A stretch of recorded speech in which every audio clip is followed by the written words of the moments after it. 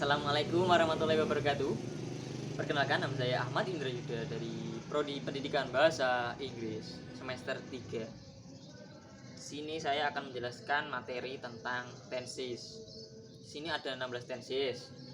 Nah, untuk lebih mudahnya, di tangan kiri saya ini yaitu waktu, dan di tangan kanan saya adalah kejadian.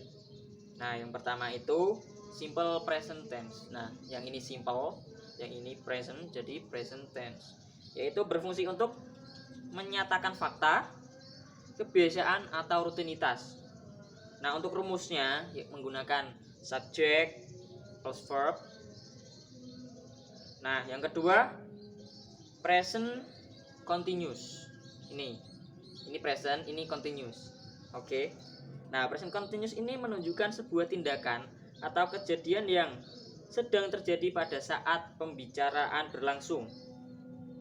Nah, untuk rumusnya menggunakan subject plus to be plus verb plus ing. Itu yang kedua. Yang ketiga, present perfect. Present.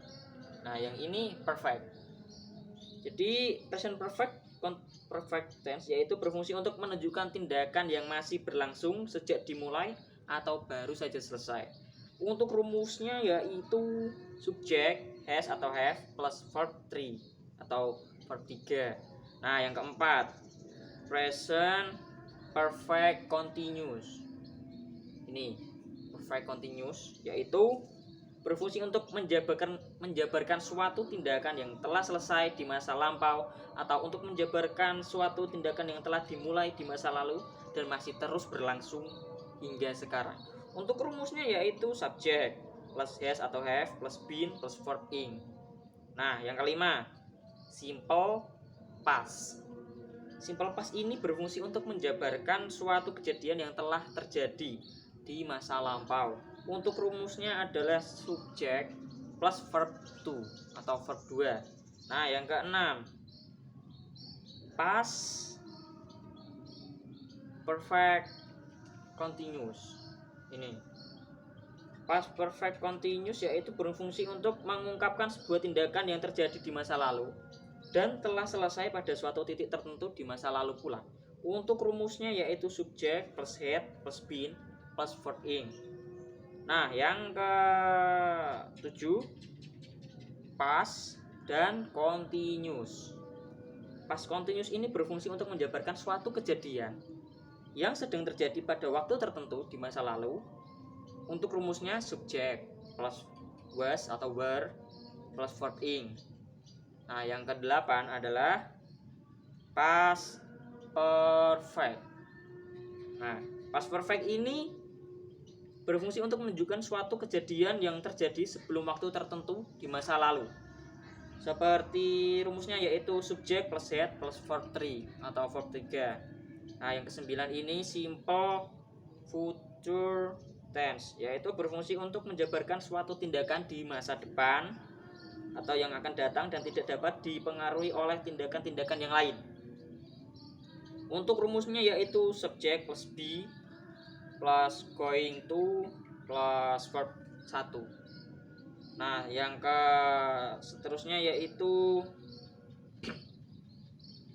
future continuous tense. Nah, ini berfungsi untuk menunjukkan suatu tindakan yang terjadi di waktu tertentu, berfokus pada masa yang akan datang di waktu tertentu, dan tindakan ini pasti akan terjadi dalam waktu dekat. Nah, untuk rumusnya yaitu subject plus will plus be plus verb ing. Nah, yang ke-11 future perfect tense. Future perfect tense. Nah, ini berfungsi untuk mengungkapkan bahwa suatu aktivitas sudah akan selesai pada suatu titik waktu di mana masa yang akan datang. Nah, untuk rumusnya subject plus will plus have plus verb 3. Nah, yang seterusnya yaitu future perfect continuous. Future perfect continuous yaitu berfungsi untuk mengungkapkan suatu tindakan akan sudah berlangsung selama sekian lama pada titik waktu tertentu di masa depan. Untuk rumusnya yaitu subject plus will plus have plus been plus verb ing.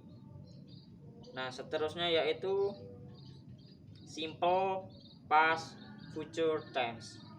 Nah, ini berfungsi untuk menyatakan suatu tindakan yang akan dilakukan, membuat prediksi dan membuat janji di masa depan saat berada di masa lalu. Untuk rumusnya yaitu subject plus would plus verb 1. Yang kedua, subject plus was atau were plus going to plus verb. Verbnya itu present tense ya. Nah, yang seterusnya lagi past future continuous. Past future continuous. Ini past future continuous itu berfungsi untuk menyatakan suatu tindakan imajiner yang sedang berlangsung apabila kondisi tidak langsungnya terpenuhi. Ya, rumusnya subject plus should atau would plus be plus verb ing. Nah, verb ing-nya ini continuous. Ya, seterusnya past future perfect tense.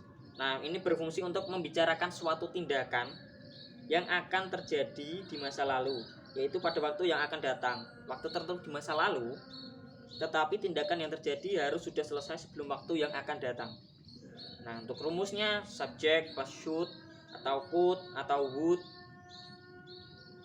have plus verb 3. Action. Nah, yang terakhir yaitu past future perfect continuous. Past future perfect continuous. Nah, ini berfungsi untuk menyatakan sebuah tindakan atau situasi imajiner yang sedang berlangsung pada titik tertentu. Nah, rumusnya yaitu subject plus should atau could atau would have plus been plus verb ing. Nah, itulah ke-16 tenses tersebut. Kalian bisa pelajari di rumah sendiri dengan menyimak video tadi. Nah, sekian, terima kasih. Apabila ada kesalahan, saya mohon maaf sebesar-besarnya. Sekian, wassalamualaikum warahmatullahi wabarakatuh.